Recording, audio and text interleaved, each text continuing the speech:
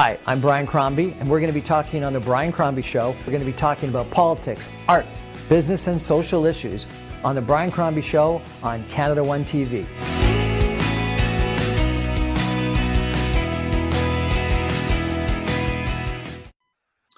Well, good evening and welcome to the Brian Crombie Radio Hour on Saga 960. Well, we've had an opportunity to meet three different candidates for the Green Party and leadership of the Green Party, and now we're going to meet a fourth. Her name is Miriam Haddad. She's an immigration lawyer. She's got really quite a compelling and interesting story. She came to Canada from Syria when she was just a young girl, and her parents both had engineering degrees, but couldn't get jobs in Canada, and ended up getting a job as a taxi driver and accounting clerk. Probably a story that so many immigrants have encountered when they came to Canada. Miriam has put herself through school, ended up having a fair amount of student debt. She's worked in a lot of different areas for the environment, for asylum seekers. She's fluent in Arabic. She's represented numerous different Canadians. And she ran for the Green Party in the last election and was the shadow cabinet person nominated by Elizabeth May for spokesperson on immigration in what the shadow cabinet would have been. She's now running for leader of the Green Party. So Miriam, welcome. Thank you for joining us. And why do you think you could be leader of the Green Party and potentially even Prime Minister of Canada? Well, for many reasons. First of all, I have no baggage, so no scandals ongoing, and I have a stake in the game. I will live through climate change. I have a serious reason to want to fight it. We can't say the same for those who are in charge right now. And people talk about experience, but some of our most courageous leaders currently are new to politics, like AOC, for example. And we need leaders who are not career politicians, but who are compassionate and authentic, and who are ready to take on corporations and fight for people and for the planet. That being said, as you mentioned, I have been fighting. I actually have been fighting for social justice for the past 7 years in my job. I am an immigration lawyer, and I deal with some of the most difficult refugee claims, including stateless Palestinians. And I have a deep understanding on how Canada's system works, as well as other countries. And yeah, I specialize also in refugee claims from the Middle East, and I've represented a lot of LGBTQI folks also. Yeah. Why LGBTIQ folks? Well, it's an important matter to me. I am myself a lesbian, so it's part of the reason why I wanted to represent them. It's people from the Middle East also. The fact that they have in front of them somebody that understands what they go through and the marginalizations that they go through by being from within their community, it's something that mattered to me, and this is why I decided to represent them. It's interesting that you referenced AOC. Not everyone may be familiar with who she is or what that stands for. Could you tell me who she is? And I have to tell you, I just saw a speech that she made, I think last night or the night before. It was pretty compelling. Are you Canada's AOC? Sorry. I'm a big fan. Like I just think that as a Democrat, I think she's a socialist just like me. Tell our listeners, if you could, who she is. Well, she's American. She's just down the south of the border. She represents one of New York districts. If I'm not mistaken, it's which district is it? I don't know which district, but there's a specific district, and she's changing the politics in the U.S. and she's the one that wants to bring forward the Green New Deal, just like me in Canada, and yeah, and she's 1 year younger than me, and I mean she's doing politics differently, and she inspires younger generations. She inspires the millennials and the Zoomers, and I think she has a great future and she's going to change a lot of things in the U.S. Hopefully, and I see her becoming one day the president of the U.S. And so, are you Canada's AOC? Sorry? Are you Canada's version of her? Oh, well, is that what you mean? No, well, it's always nice to hear it. Like it's always nice to hear it. But I am myself, Miriam Haddad, and I am in Canada, and Do you have a middle name? no middle name for We me. can't have three initials for you. I apologize. But It's MH. no. Canada's MH. Go ahead. But I think that's it. But it's always a pleasure. It's always a pleasure to hear So it. It's not the first time. people have compared her or you to her. Yeah, quite often. Yeah, I hear it. It's always very nice to hear it, and she's an inspiration. Just like I said, I'm a big fan. And so she has been associated with the Green New Deal, but she is also very associated with civil rights, with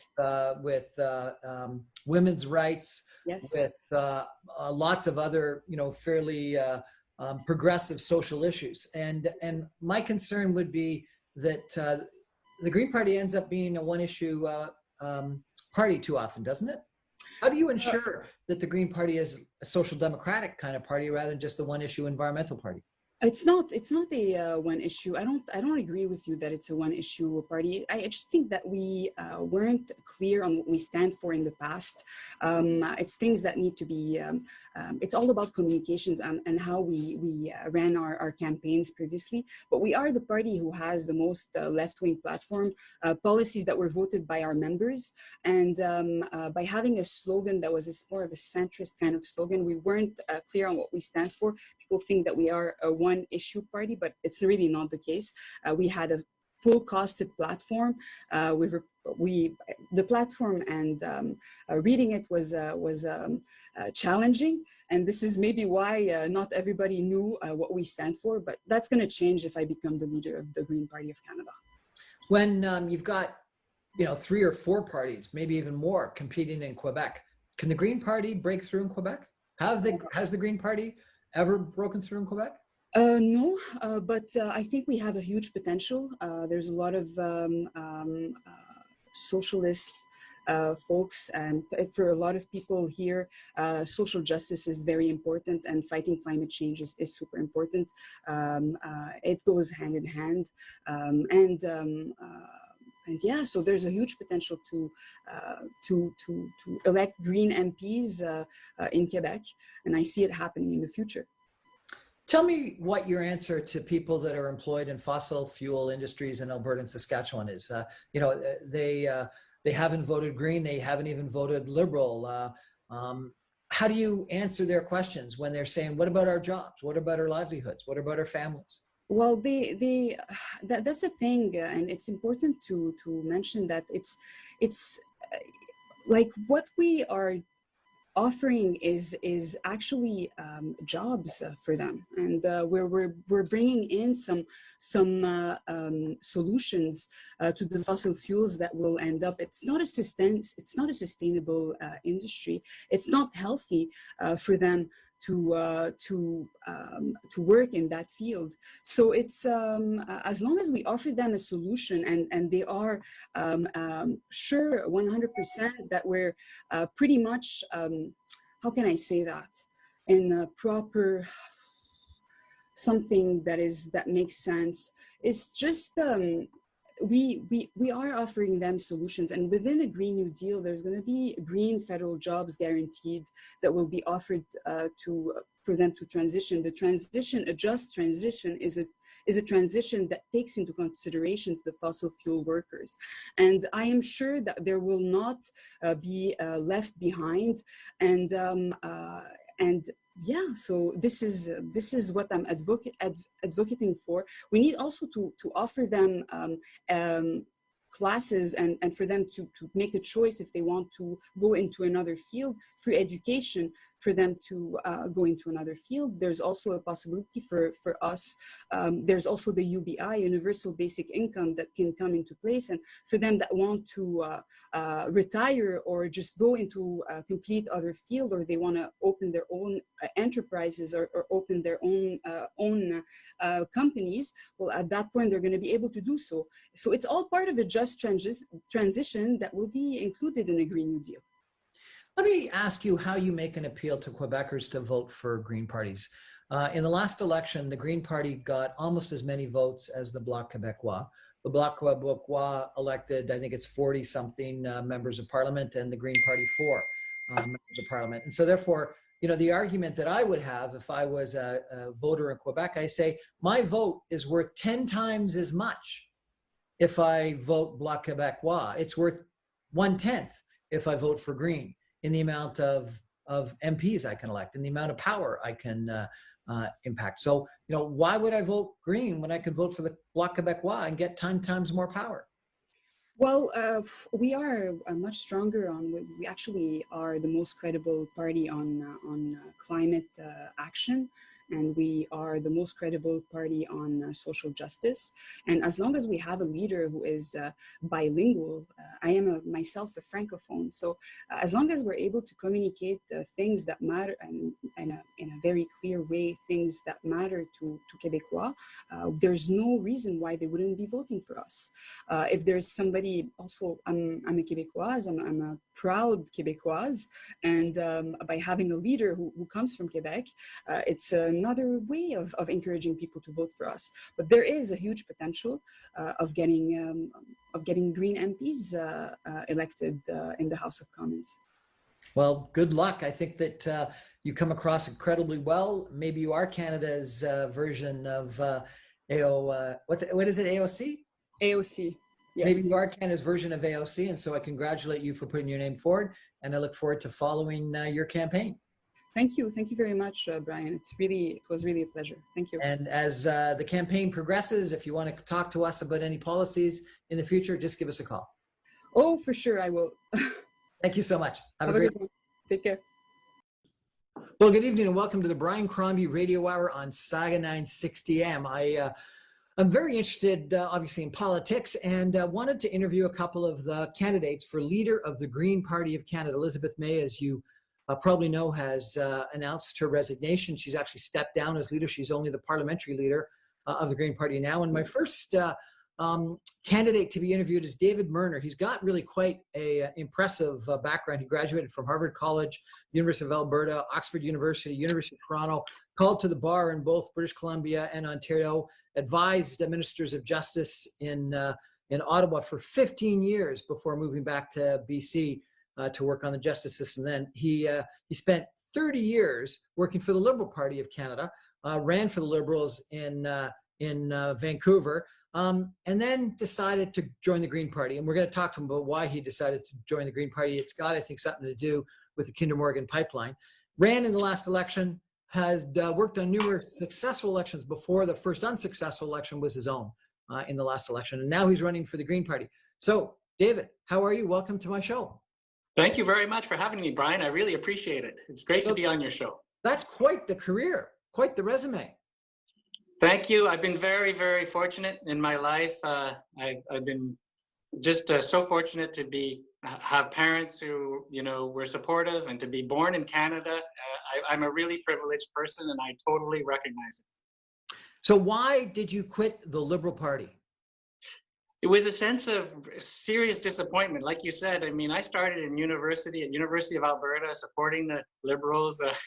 My first campaign was in '84, which was not an easy campaign in Alberta after the National Energy Program. I was a long-time Liberal, really believed in, the Pierre Trudeau vision and, the Charter of Rights and Freedoms and all that great stuff, equality. But, in 2015, I ran as a candidate and we had a fantastic platform. Remember the slogan, Real Change? And remember those promises, 2015 will be the last first past the post election, right? That was said by Justin Trudeau, our leader, 1,000 times in that campaign. Somebody did a count. But then, shortly after the campaign, we started breaking promise after promise. And as a Liberal at the time, I just couldn't believe it. That electoral reform promise was broken within the first year. And they adopted Stephen Harper's greenhouse gas reduction targets. Remember, after criticizing them for years, they went and adopted the same targets, very low targets. And they're failing to meet even those Stephen Harper greenhouse gas reduction targets. So it was really promise after promise being broken. I just couldn't, in good faith, continue as a Liberal. The straw that broke the camel's back was when they went and purchased the Kinder Morgan pipeline. That was the day I joined the Greens, like you said earlier. You know, Trudeau came to my campaign office and he said very clearly, we'll review this pipeline decision. Sure enough, they didn't review it properly. The federal court told them to go back and review it. So long story short, I was just tired of the broken promises. And I felt that the Greens had more integrity. And I haven't looked back ever since. I really believe that the Greens are the party of ethics and integrity. And even though we don't win as many seats as the Liberals yet, at least you can feel good at night, you know, and going to bed, get up in the morning, look yourself in the mirror, and you feel happy to be Green.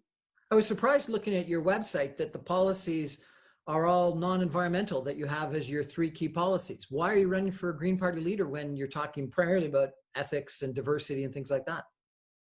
You know, I think it's about the audience. I mean, what drives me a lot is Green values, but a lot of Canadians care about other things. Like, I think they really care about ethics and integrity. And a lot of Liberals can see that, boy, Justin Trudeau, he's now in the middle of his third review by the Ethics Commissioner, Mario Dion in Ottawa. He's been found to have broken the law, the Conflict of Interest Act, twice already. And now he's in the third one with this, the latest WE scandal. And you think, boy, Canadians at some point, especially Liberals, are going to get tired of this kind of leadership. They're going to say, we need a different kind of leadership. We need a leader who respects the Conflict of Interest Act. We need a leader who doesn't consistently get himself into trouble. It's time for a change. And the special thing about the Greens, and this is borne out in the polling, Brian, Canadians see us as a party that's really been consistent on the environment, that's been consistent on ethics and integrity. And I think in the next election, if we run on that as one of our key issues, we're going to win a lot of seats. Given the first by the post electoral system that we've got, not vote by popular vote, have the Greens got any chance? You know, we do in certain key ridings, we do. And what we need to do, I believe, is break through in key ridings and then also build our popular vote across 338 ridings in Canada. If we do both those things, we can break through. We saw that with Mike Schreiner in Ontario. He won in Guelph, right? People weren't expecting a breakthrough there, but it's a university town. You know, he campaigned there for 3 elections already, and he had a fantastic ground game. As you know, that's all about knocking on doors, right? And I think that's the formula for success. I think we can break through in seats in Ontario, in New Brunswick, even in Quebec. I think that there are seats we can break through in there. And then BC, especially here where I live on Vancouver Island, is a huge opportunity for the Greens. People are tired of the same old politics. They're looking for change. And I'm very excited about the prospects for the next election. Let me challenge you, if I could, for a second on that. You know, you got, the Green Party got in the last election about as many votes, not quite, but about as many votes as the Bloc Québécois got. They got 40-something seats, dominated one province, and you got, you know, just a few. Some people think that you should become a party of, you know, Vancouver and Vancouver Island and Atlantic Canada, and that's it. And if you focused on, you know, less than 100 seats, you might have a good chance of getting 40 to 50 of them. Yeah, I think that's a good strategy. We have to focus our resources. We are a very small party. We don't have the money of the Liberals and the Conservatives. And so you're right, actually. I think we do need to concentrate our resources in seats that are winnable. Seats like Kitchener Centre and Guelph. And, you know, there are quite a few seats in Ontario where I think we can break through. You mentioned New Brunswick. I think you're right on that too. We broke through last time with Jenica Atwin winning in Fredericton. I think there are a couple of other seats we can win as well if we campaign well. We need a fully bilingual leader, which is what I offer, perfectly bilingual, able to campaign on the doorsteps in English and French. We need a leader who can win in the French debates, something I believe I can do. And we need somebody, I believe, who can break through in BC as well. You're right. Vancouver Island is a huge place of strength. We only have 1 seat on Vancouver Island. We should have 4 or 5. There are 7 seats here on this island. We should be able to win a majority of those seats. So I think there is a pathway to breaking through. We may not form a majority in the next election, I'll grant you that, Brian, but I do think that if we have the right kind of leadership, we can break through.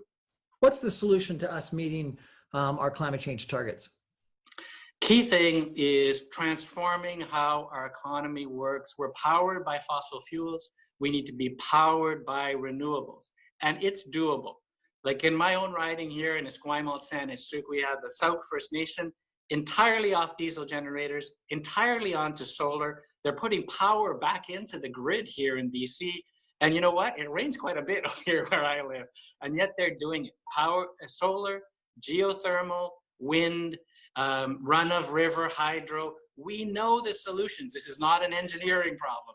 What the problem is, a total lack of political will from the federal Liberals on what to do next, how to change our economy. The other thing I'd say is we have to do this in a way that leaves no one behind. Guaranteed livable income has been our platform since we were founded in '83. And, you know, we're seeing with the Canada Emergency Response Benefit right now, Justin Trudeau walking out to the microphone every morning, patching up the holes in this safety net.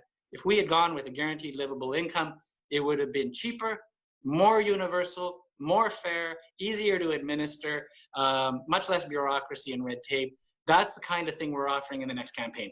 We've effectively almost had that with the COVID-19 payments, haven't we? We've sort of experienced for the first time a guaranteed annual income.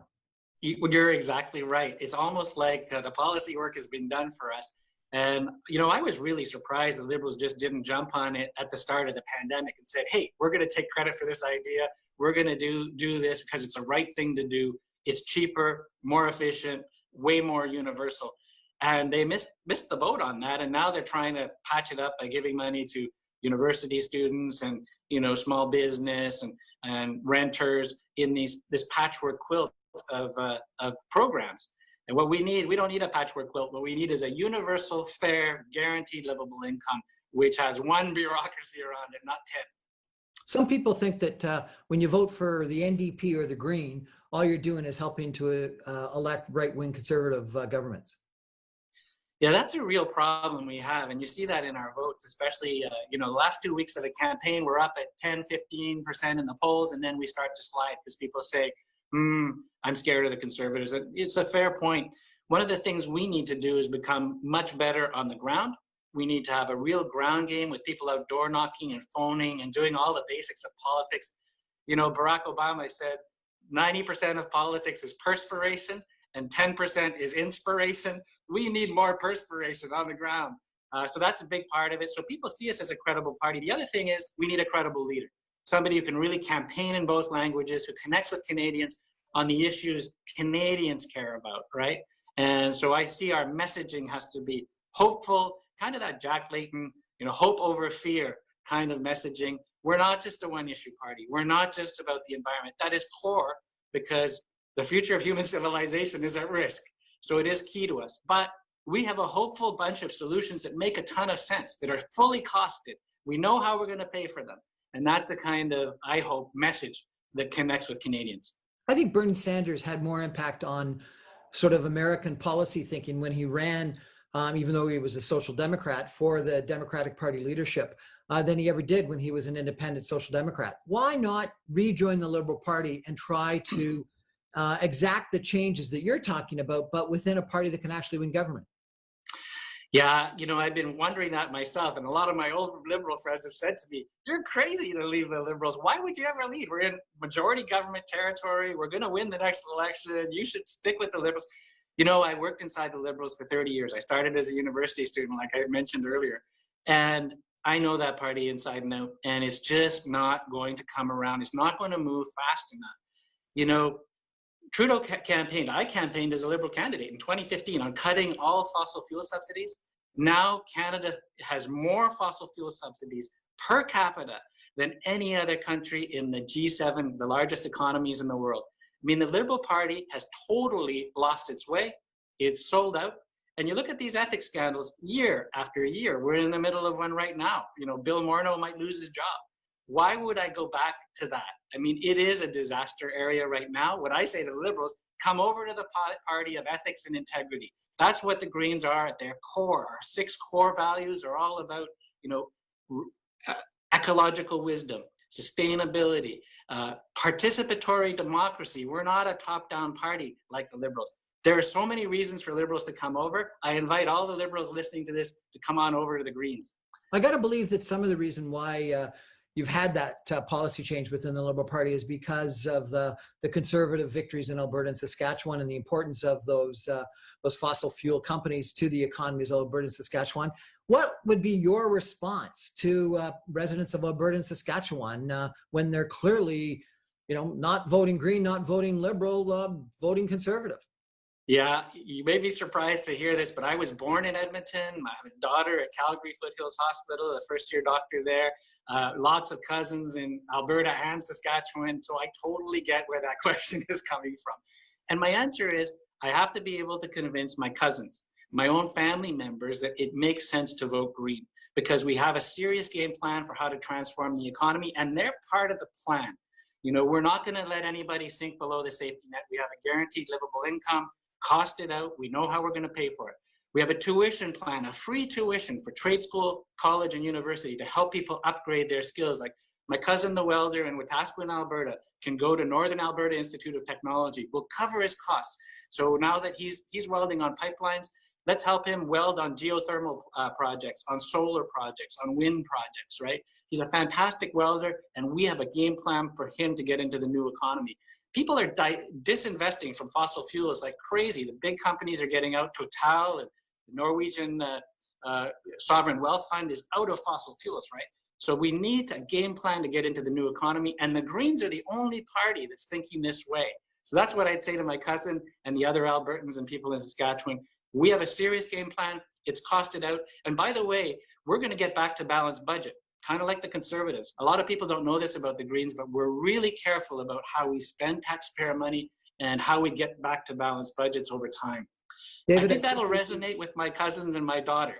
I appreciate you joining us, David. If people want to join the Green Party and vote for you, how do they do that? I love that question. Go to davidmurner.com, click on join the party, and even better yet, Brian, if some of your listeners would click on the donate button, I would just love that too. Well, davidmurner.com. Congratulations and good luck. And anytime you want to talk some policy issues as you go through the campaign, give me a call. I would love to do that. I really appreciate you having me on your show. Thank you. That's David Murner, a candidate for the leader of the Green Party in Canada. Just stay with us, and we're going to come back with some other candidates for the Green Party in just a minute.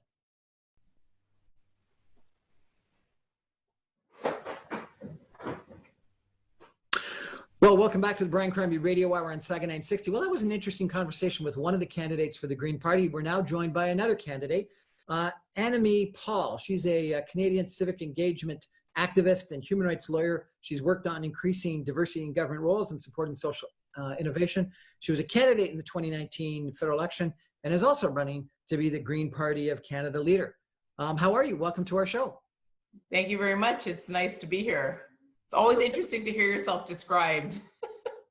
I'm a civic engagement activist. Well, is that not correct? Well, no, it absolutely. I certainly hope that anyone running for the leadership of the Green Party is someone that considers them to be themselves to be a civic engagement activist. Perhaps that's referring to the time that I founded and directed the Canadian Centre for Political Leadership. And we were focused on increasing the representation of underrepresented groups in Canadian politics. So I'm guessing it's that. Fantastic. And where did you run in the last election? So I ran in Toronto Centre. I ran against the incumbent in that riding was the Finance Minister, Bill Morneau. And what do you think is going to happen to him? I do not know. I do not know. Where I see the process is playing out in committee, and there is still a lot of unanswered questions. I look forward to seeing that whole process unfold. It looks like it's consuming, unfortunately, quite a lot of attention, and certainly that really needs to be directed towards other things. There's still a lot of Canadians that are suffering and still don't have a social safety net that's helping see them through this crisis. So hopefully we'll get away from these distractions and back to those urgent needs as soon as possible. Toronto Centre is a particularly challenging riding to win, is it not? It goes all the way from the lake up to above Bloor Street. It's got, I think, some of the most high-end homes in all of Toronto at the north end and some pretty impoverished areas in the middle. Why pick that riding? Well, you're right. It's really a microcosm of a riding. It's the smallest riding in Toronto. It doesn't quite go all the way to the lake. It ends at the Esplanade. I was born in the old Toronto Centre, and my mother started her teaching career in the schools there. My grandmother worked as a nurse's aide in the hospitals there. And it's a place where if you can convincingly convey the message of a party there, then you pretty much can anywhere. And I really also wanted to run the place where you could see how many urgent changes were needed. And I thought, as I do now, that the Green Party was offering the very best solutions on things like affordability, the climate emergency, of course, but also other very local things like safety. It has some of the worst crime statistics in all of Toronto. And I'm always trying to look for the places where I can be part of the solution. It's been a Liberal stronghold for a long time, has it not? Indeed it has, yes. Can the Greens win there? Of course, we can win anywhere. We're at the stage now where I believe that particularly in the next couple of months, that people in Canada, many of whom have said very clearly that they do not want to go back to the way things were, that we are all waking up and realizing how many parts of our social safety net just simply are not working for people. We just don't want to go back to that. We don't ever want to be in the situation again where so many people wake up one day and find themselves without a job, without a source of revenue, and perhaps with parents in long-term care homes or other disabled people in long-term care homes and worrying about whether it's a death sentence. So this is the time when parties like ours, who have been talking about these things for a very, very long time, this is when we have the chance to say to people in Canada, look, take a look at our policies. We've been talking about these a long time. We have really good proposals. And if you don't want to go back, then you don't choose the same leadership again. We're the best option, I believe, under the circumstances. Your website says that one of your major planks is that you are the party of democratic renewal. What do you intend to do to change our democratic electoral system? Well, I believe very strongly that people are not failing the system. It's the other way around. The system is failing people. When we talk about things like voter apathy or the lack of engagement of young people, I definitely don't see that in my day-to-day life. In our campaign, there are many, many young people who are involved, many people from various walks of life, but it's hard to get people excited about a system that they feel is rigged against them and isn't going to represent their voice. If you can get elected with a majority government with only about a third of the people in the country voting for you, then there's something wrong. And so we need to be looking at the ways that we can get people excited about democracy again, the way that we can redesign it so that people feel more engaged and they want to come out to vote and they want to get involved in many other ways. And what I'm proposing and the Green Party is proposing is to look at a series of measures, things like proportional representation, the voting age, et cetera, in order to get people, reinvigorated and re-excited about the system. Well, proportional representation I've heard about lots of times, but voting age, what do you want to do that? Well, we want to explore what other countries have, which is what is the right age? What is the appropriate age for people in Canada to start voting? We know that the earlier citizens get involved in voting in a formal, structured way, the more likely they are to engage with the system for the whole rest of their lives. There are many things that people can do at 16. And we also know that being 16 in 2020 is not the same as it was as being 16 in 1920. And so, one of the things that we want to explore is whether we should be making adjustments to the voting age, lowering it so that young people can get engaged in the system earlier, and hopefully we'll get a better voter turnout. But I wouldn't prejudge that, just to stress it. I'm not advocating for any particular position. What I want to see is us having a really robust national discussion about that and several other measures that in other countries have worked for democratic renewal and might or might not work here. Why not advocate it? Because the very next plank on your website says that you want to be the party of daring, which sort of sounds like Obama's audacity word. And why not come out and say, I'm going to reduce the voting age to 16? That would be daring. It would be daring, but I'm also one of the other planks in again, it's not a platform, but our vision is democratic. And so we can't forget about that. We are a party of evidence-based, very innovative policy. I'm all for that. You need to bring people along with you, and you need to make sure that people are consulted. So if you're talking about any major structural changes in how our democracy functions, then you want to make sure that you do it in the most democratic way possible. And so it's absolutely possible to have change, but to do it in a way that people feel consulted and included. Elizabeth May, some people think, is sort of the Green Party of Canada. And how are you going to live in her footsteps? Well, Elizabeth is absolutely, there are no sufficient number of words to thank Elizabeth for all that she's done for the party. The party has, I think it was about 3,000 members when she first ran. I think it was 6,000 by the end of the race, and now we have over 24,000, and we have 3 seats in Parliament. And so we have a lot to thank her for. Any new leader has to carve out their own path. Obviously with respect for the work that's being done before them. And in the case of the Green Party, the leader really is a spokesperson for the membership and their policies. And so this is a time for renewal in the Green Party in many, many ways. We have new federal council members. We have a new leader that's coming in, and we also have our policy convention this year. And so this is a time for us to think about where do we want to go next. Building on the past, but definitely carving out not a new direction, but having a renewed pathway to the future.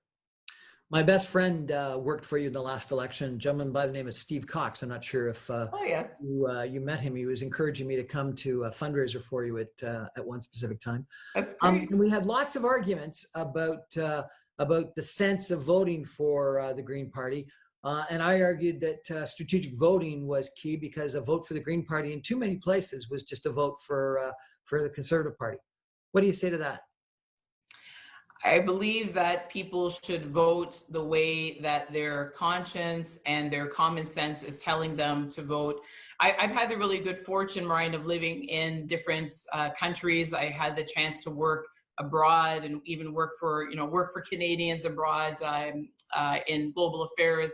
And I've actually lived in countries where Greens have made breakthroughs, or living close to countries where Greens made breakthroughs. And it really took people just saying, again, they're not going to keep voting, even with all of those strategic considerations in mind, even with their usual voting habits. They just said, if we want something different, we're going to need to make different choices. It's usually around the time of a disruption, a major disruption. And for the most part, they're quite happy with those choices that they've made. And so I really believe that this is the time that Canadians are going to be looking at our current situation and making the same calculations. And that we do need some kind of disruption like that to make the breakthrough. And I think that the pandemic and the climate emergency, these are exactly the kind of conditions where Green parties have made breakthroughs in other countries. The Green Party obviously tries to be a national party and runs candidates in every riding across the country and competes across the country. But you got almost the same number of votes as the Bloc Québécois, and you won just a handful of seats in the Bloc Québécois, because they focused only on Quebec, obviously, with the same number of votes, gets like 40 seats. Have you got the right strategy? Why don't you just focus on Atlantic Canada, maybe, urban Toronto, Montreal, Vancouver, and Vancouver Island? Well, first of all, I think that you summarized in a nutshell the problems with our existing electoral system. How is it that we receive the same number of votes as the Bloc, and we only end up with 3 seats, and they end up with significantly more? I think that helped. That's a very neat way of explaining the problem that we have. But even in the system that exists, and even if it exists for the foreseeable future, what we believe, and certainly what I believe, is that people in Canada have should have the opportunity to vote for Greens wherever they live. And we certainly wouldn't ever want to arrive at the point that we are so strategic about our thinking that we forget that. And so we are going to continue to run Greens across the country in all of our ridings. Fredericton, I would say that wasn't expected to be a breakthrough riding for us, and yet there it was. And that can happen anywhere. So no, we are a national party. We want to give people the opportunity to vote for us wherever they are. And so we're going to keep running candidates across the country.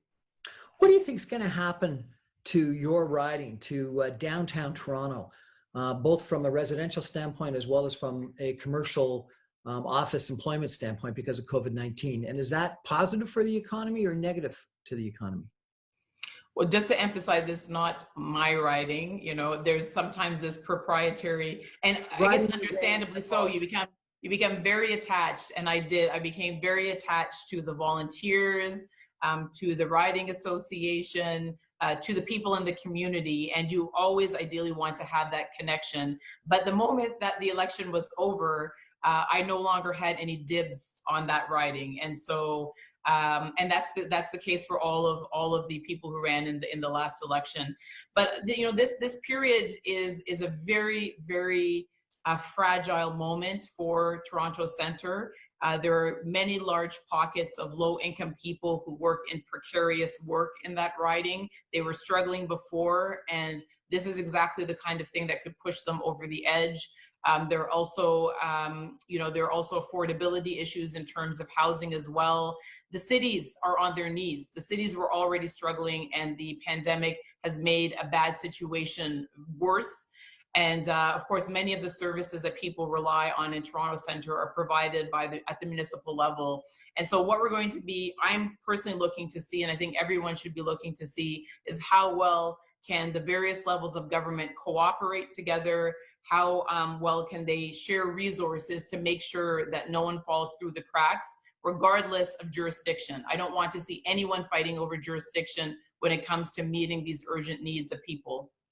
But are people going to be less interested in living in high-rise condominiums and going to work in high-rise office buildings in downtown Toronto and going on GO trains and subways that it's very difficult, if not impossible, to physically distance? Well, we at the moment, there aren't alternatives to that. We have through the lack of urban planning and the lack of investment in the areas outside of our cities, and the lack of building, critical infrastructure like transportation hubs, we've made it very difficult for people to have full and complete lives if they aren't in the center. If you're out of the center, you often have to travel in for work, for instance. And again, it certainly doesn't have to be this way. And this is one of the things that I bring to the contest, for instance. I have the comparative knowledge of living in places where people can actually work outside of the city center very successfully. So this is really a moment for us to it's a great question that you ask. We really need to be thinking about how can we make the investments with these hundreds of billions of dollars that we're going to be spending over the next few years. How can we use that money best in order to change that, in order to make other communities outside of the urban centers thrive, allow people to live in a different and a more sustainable way. And for the moment, there really is no option for most people if they're going to work than to do things the way that they've been doing. And I'm sure there are many people that are just incredibly stressed about it. You've mentioned a few times now some of your international experience. Where have you worked internationally? So I began working in global affairs in the Canadian mission to the European Union in Brussels. And I also worked at the International Criminal Court in the Office of the Prosecutor. I also worked as the EU Director for an international conflict prevention NGO, and I founded an innovation hub in Barcelona, Spain, that serves as a catalyst for relatively new international NGOs working on global challenges. Fascinating. That's a great experience. It is, and nice places to live too. I can imagine. Yeah. One of the big challenges that Canada has right now, and I think the Liberal Party is facing, is Alberta and Saskatchewan, that has been, so focused on the fossil fuel industry. The Green Party obviously has voted against Kinder Morgan, has been big environmentally focused. What would be your response to fossil fuel, to oil companies, to natural gas companies, to people that are working in the fossil fuel business in Alberta, Saskatchewan? Well, the first thing that we all bring our own experiences to our policies and to the race, and actually that's one of the reasons why it's really so important to have diverse representation in politics. My story is that my brother, until he was laid off just a little while ago, was working as a roughneck in the oil patch in Alberta. And so when I think about this, it's very personal. And when I say that I care about the future of fossil fuel workers, you can believe me when I say that. And what I'm focused on is making sure that there is a future for people like him and the people who he's worked on his crews, that gives them a proper, well-paying job of the future. It's a sector that's in decline, and it's in an irreversible decline. And so again, when we think about where are we going to be spending all of this money that we're going to be investing, when we get to the point of talking about stimulus for the economy as opposed to emergency, I want to see it being spent on sectors where we can create sustainable, high-paying jobs like renewable energies, building infrastructure, retrofitting buildings. Those are all things that people who work in the oil patch are really suited to do on day one. And then more than anything, we just absolutely can't forget that we're talking about people and communities. They need to be involved in the decisions. Nothing can be imposed on anyone. We need to let them know that we care, and we need to let them know, I think, that we are going to make our breakthrough out on the prairies, for instance, when people out there are convinced that we have the very best plan for their future. So that's what I want to see our party doing, showing that we care and showing that we have the very best plan for the future. I've done a bunch of shows with people post the incident in Minneapolis a couple of months ago, and the protests across both the United States and some in Canada. You obviously, and a lot of people have talked about the lack of examples of people that have been able to break through and be very successful is one of the challenges of growing up Black in Canada today. You've obviously got a great education. You've had international experience. You've been quite successful. Why have you been successful when it's challenging for so many others? And have you actually encountered racism in your career? The answer to the second part of your question is certainly. It's not something that you can escape. I've encountered racism and anti-Semitism in the context of this race. I'm Black, I'm also Jewish, and so in both of those identities have been attacked at different times during this race. So these things are really live issues. In my case, it's Can I ask how? Sorry. How is your race and the your usual religion attacked? Yeah, the usual, the social media, which is something I really had never been engaged with before running in the last election. I'd never had any social media accounts. There are regular postings that just the usual slurs, and we had slurs in the last that were posted in the chat during our last debate as well. Some directed at me, some directed at other candidates. And so it's something that you never get comfortable with, but you just try not to let distract you too much during the race. In terms of me, I can't really answer that. I don't think that there's anything, one thing or any particular thing that I could point to that allowed me to succeed where people in exactly the same circumstances did not. My mother was a really great example. Perhaps that's something. She came to Canada. She had to work for several years as a live-in housekeeper. That was the only way that she could come to Canada, even though she was a teacher. She had to start all over. She got her bachelor's again and became a teacher in the schools here, and then went back to school with 4 kids under the age of 12 to get her master's degree. And so I guess I don't feel that extraordinary when I think of everything that she managed. And she taught full time while she did all of that. So What do you think I'm nothing special. To race relations in Canada is? Sorry? What do you think the solution to race relations in Canada is? A big part of the solution to race relations in Canada is to have more diversity in the room when we're taking policy decisions that can either help race relations or harm them. It's very hard to develop a great policy around criminal justice, for instance, when we know that that Black and Indigenous peoples are hugely overrepresented in the criminal justice system without having Black and Indigenous people participating in developing those policies. One of the reasons I'm such a big fan of diversity is because during my studies, I did a lot of work on that, and the research just tells us very clearly, whether it's the boardroom or whether it's parliament, that when you have diverse perspectives at the table, that it actually creates better dividends for shareholders and better public policy for the public. So if we're talking about race relations, one of the big problems is often the people who are most impacted by systemic racism, for instance, aren't in the room when the policies are developed. So I would start with that. If people are motivated by this conversation and want to help you out, how do they join the Green Party and vote for you? Excellent question, and let me answer that. So I encourage people to visit our website, which is annemiepaul.ca, and you can see my name there at the bottom. You have all the information that you need about my policies, about our campaign, about our vision. You can also sign up to vote. If you're signing up to vote, September 3rd is the deadline to do that. We really encourage you to do it. We're trying to make some history here. And the link is the same if you'd like to make a donation. We always love to hear from people. We really want the Green Party to attract a lot of new people throughout the race. So everyone's welcome to join and to contact us, and I'd love to hear from them. Annemie Paul, candidate for leader of the Green Party, thank you so much for joining us tonight. Thank you so much for having me. My pleasure. We're going to take a break and come back with another candidate for the leadership of the Green Party in just a minute. Stay with us.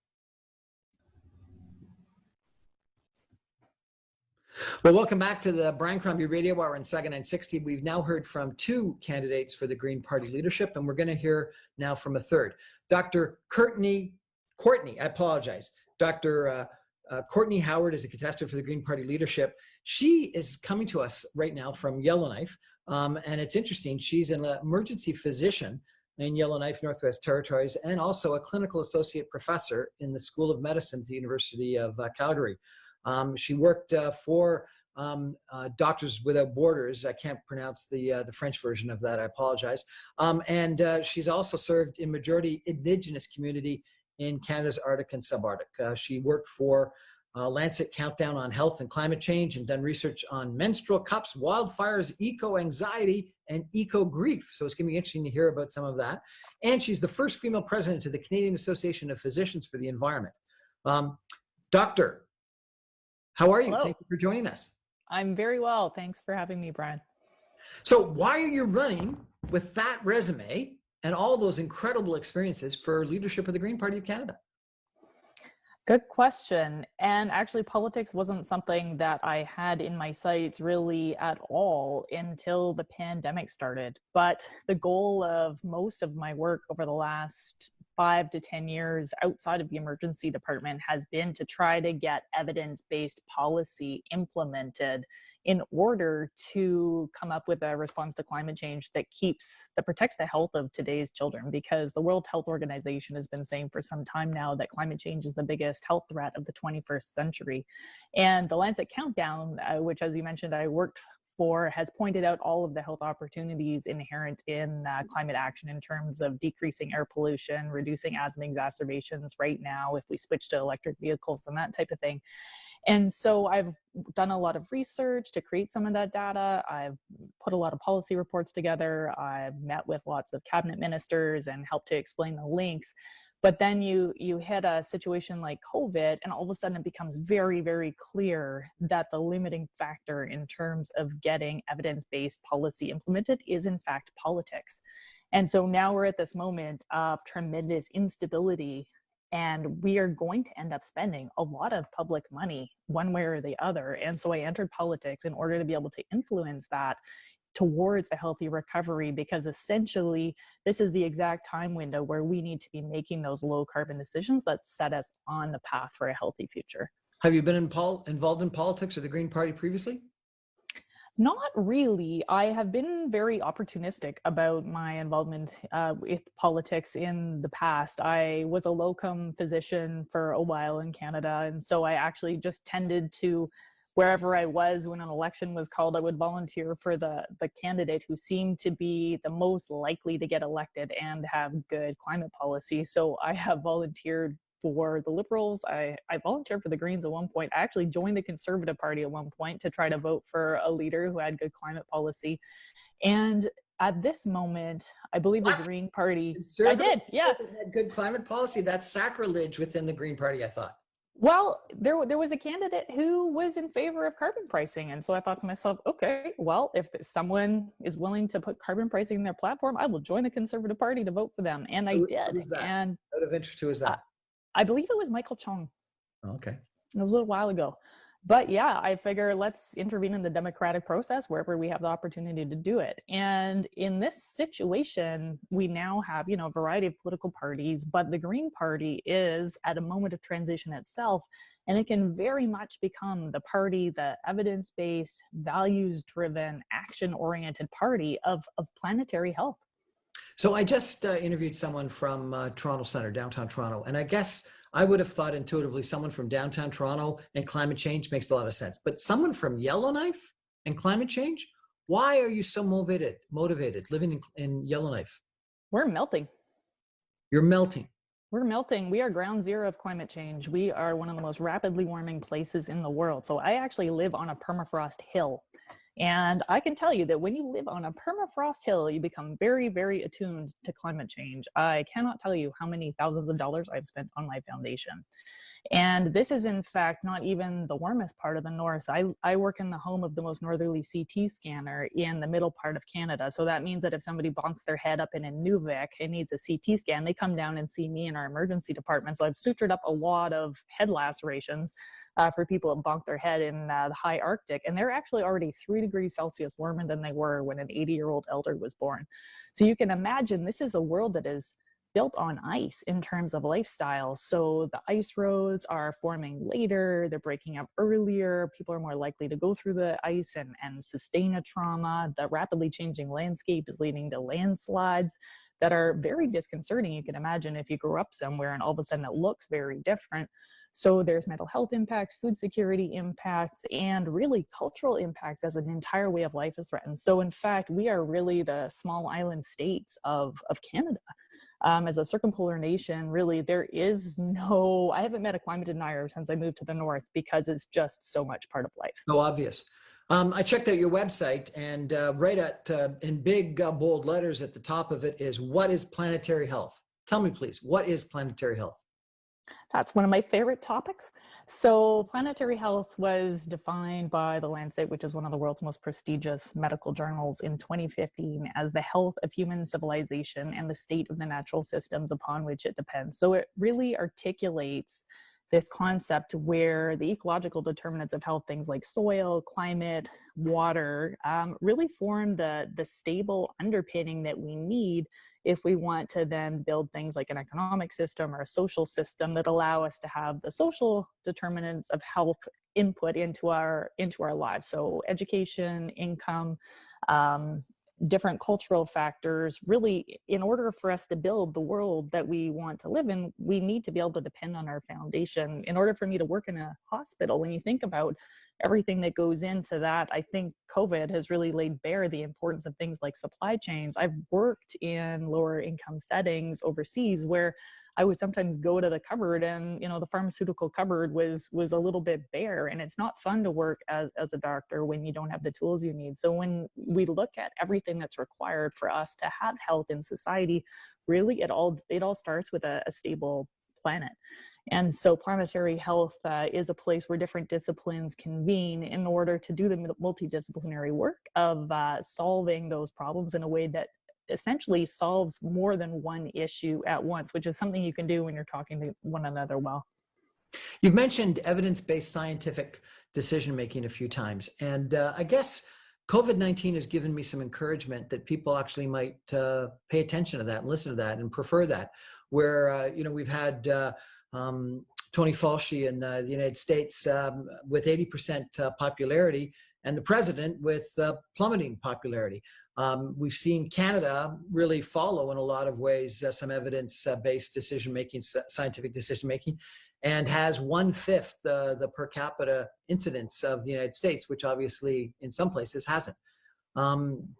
Some people think Premier Doug Ford in Ontario might have taken a different route, but he's also, but he has sort of listened to the scientists. Do you think that we've got almost a once-in-a-lifetime opportunity to really have scientific, evidence-based decision-making come to the forefront? That's why I'm entering politics.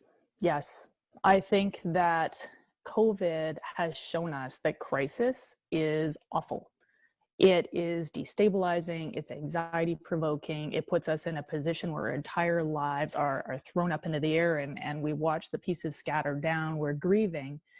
And so as someone who's worked on climate for a long time, we used to be in a position where we were trying to say, hey guys, like bad things are gonna happen, and trying to actually help people imagine what that world could look like. I did the first policy brief between Doctors Without Borders and the Lancet Countdown on Health and Climate Change. So I've been very involved in the humanitarian discussions around climate change. So we're talking malnutrition emergencies, conflict, migration, you know, things that do have the possibility to lead to an increasing number of failed states and disrupted supply chains and complete disruption of the world we believe we know. And now I don't have to describe what a world like that feels like because we're all kind of living it right now.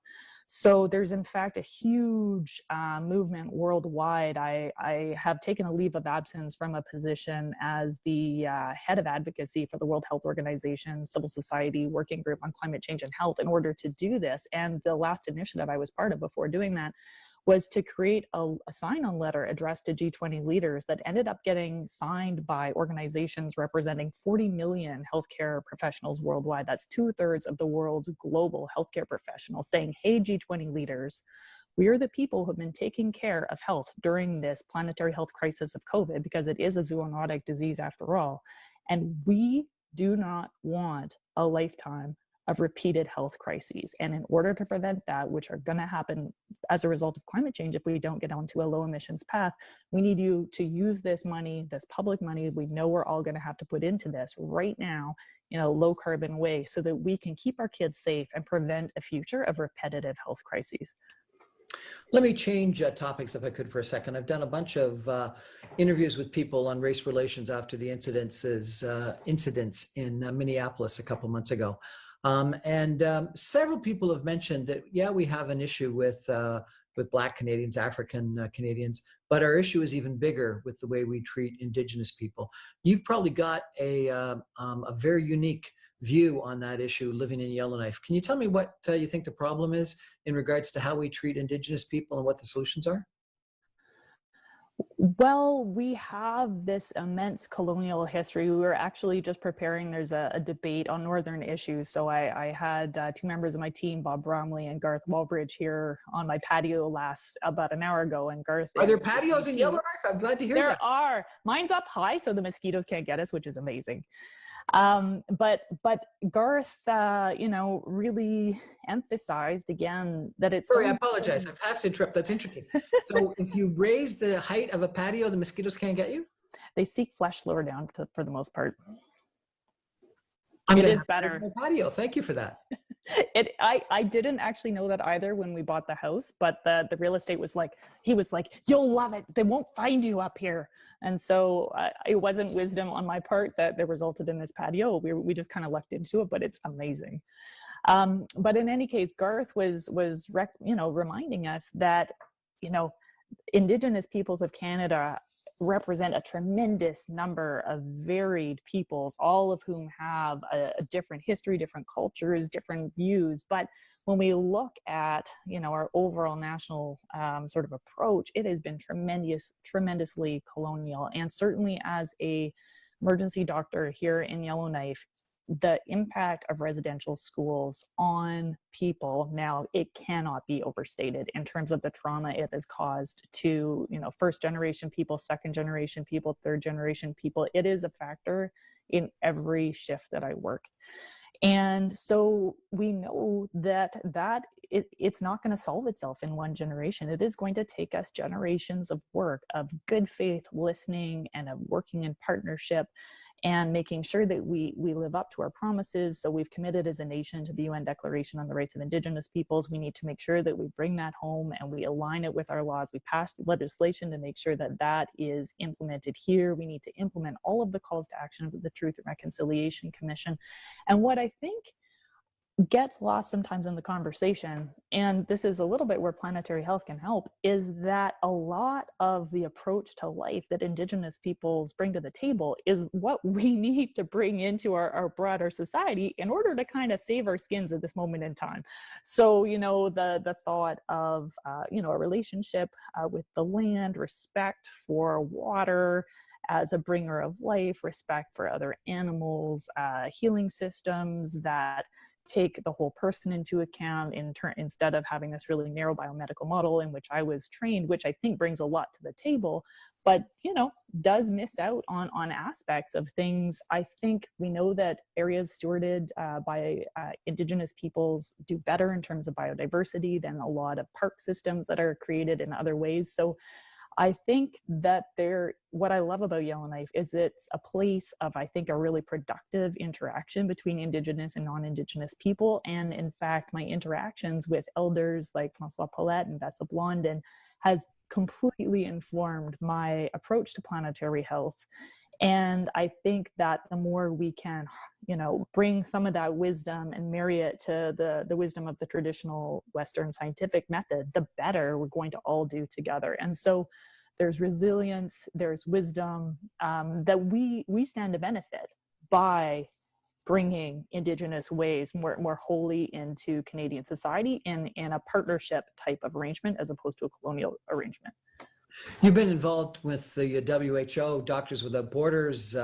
Seems like you've traveled and worked in a lot of places. What attracts you to Yellowknife? My husband's a pediatrician, and we both liked work overseas. Essentially, I like to work where I can have an impact.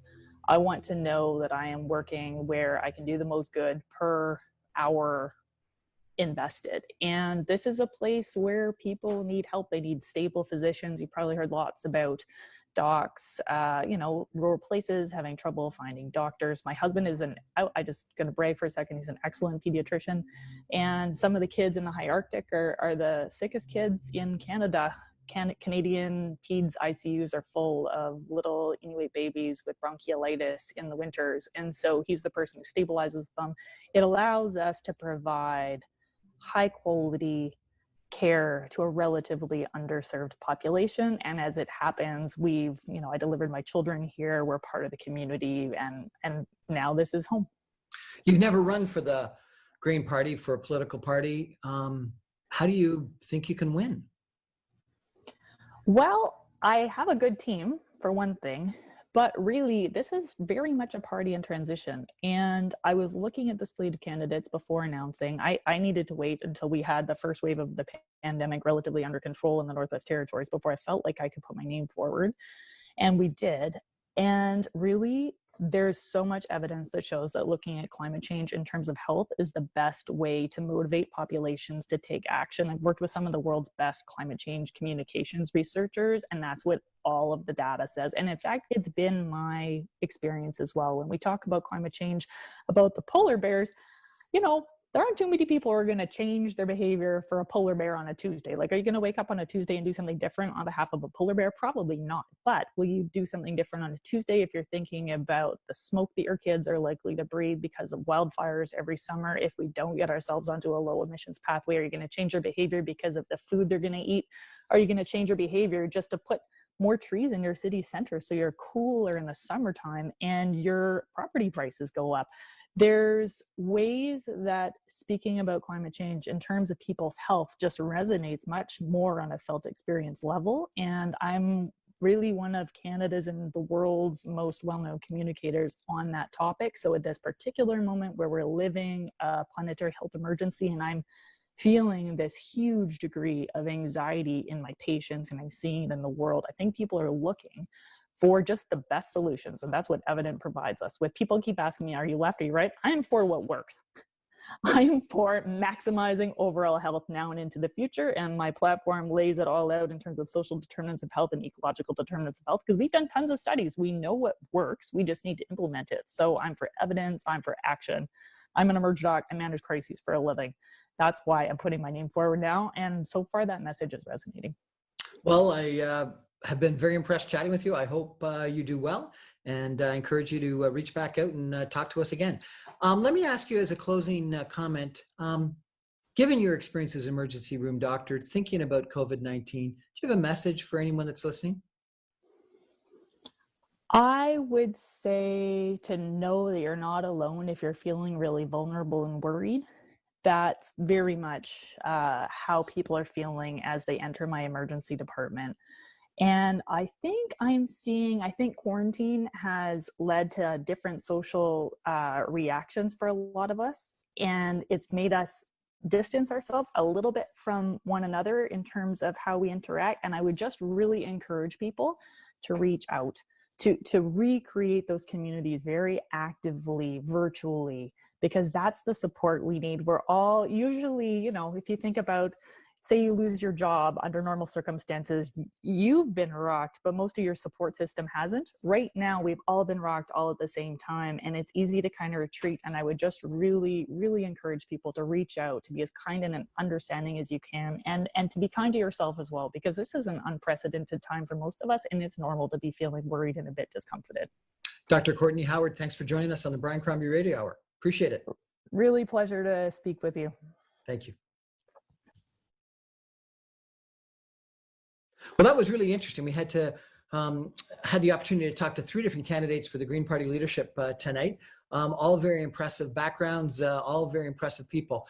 And one of the reasons why I wanted to have this show, and I hope to get some of the other candidates on, is my experience is that the best time to get involved in politics, if you ever want to get involved in politics, is during leadership campaigns. The very first campaign I got involved with is 1972, when a cousin of mine, Bob Nixon, was running for leader of the Liberal Party of Ontario. And it was an incredible opportunity to get involved, get to meet people, understand policy, do campaign work. And in political campaigns, almost uniquely versus almost any other experience in life, you can get very involved at a young age or at any age and have a sizable impact. So, if you got any interest, reach out to some of these people and get involved in their campaigns, or if you've got interest in voting, join the Green Party and get involved, or the Conservative Party that's also doing a leadership and get involved there, or the Liberal Party, which who knows what's going to happen in the future. And so just number one, get involved. And then I guess the other comment I would make would be something that each one of them talked about.